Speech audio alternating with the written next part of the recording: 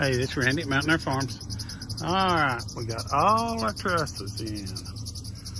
There's 98 2x6 by 12s up there. 98 of them. There's a lot. And what we're doing on the tops, when you put your tin on, it's hard to hit like a 1.5-inch board. You're liable to miss it with screws. So up there at the top, we're putting a 1x4 on top of the 2x6, so it makes it like a little T. It gives you a wider surface to screw into, and it actually adds a lot of strength to the 2x6. That's what we're doing on top. We've got this one side done with the stripping on top. We finished up the truss, half the truss this morning, or half the, the trusses, 2x6s. Then we started putting them I-beams on.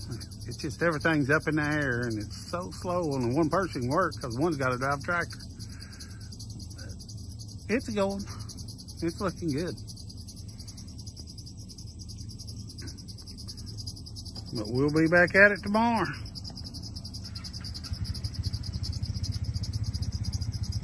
But it's amazing how much bigger it feels now that we got the roof on it.